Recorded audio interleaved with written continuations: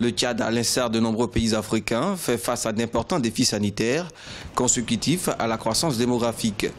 Pour parer à l'afflux de malades dans les hôpitaux, notamment depuis l'annonce de la gratuité des soins en 2011, l'État tchadien s'est donné les moyens de renforcer les capacités opérationnelles des centres de santé. J'ai vu qu'il y a beaucoup d'efforts qui ont été faits concernant la formation des médecins, aussi la formation sur des paramédicaux, des sages-femmes sur les techniques contraceptives, et qu'au niveau là où j'exerce, la population a compris, les femmes ont compris l'importance de la contraception et elles viennent fréquenter. Ça entre dans le cadre de la prévention.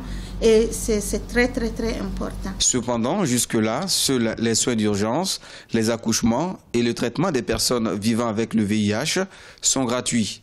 En dépit des évolutions enregistrées en matière de santé, des risques d'augmentation de l'incidence de nombreuses maladies subsistent. La barrière administrative, la faible couverture sanitaire, les défaillances dans la formation, la disponibilité et la répartition des ressources humaines placent le pays parmi les moins avancés dans le domaine. L'autre problème, c'est que l'urgence n'est pas urgente dans les hôpitaux. C'est-à-dire que vous pouvez aller avec une personne sur le point de mourir, mais il peut faire 3 à 4 jours sans qu'on ne puisse vraiment lui appliquer un traitement urgent. Donc il y a le problème du corps soignant qui est là, qui parfois c'est un nombre suffisant, parfois c'est des personnes qui ne sont pas motivés par le travail, parce que arriver d'une manière ou d'une autre dans ce corps de métier et qui est noble pourtant. L'accessibilité financière reste également une question centrale. La prestation médicale minimum coûte aux citoyens tchadiens un peu plus de 2000 francs CFA.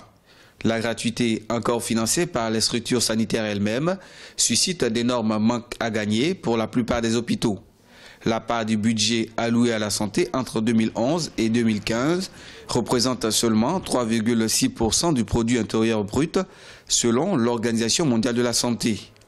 Aujourd'hui, c'est le plan national de développement sanitaire 2013-2015 qui est le référentiel en matière de politique sanitaire au Tchad.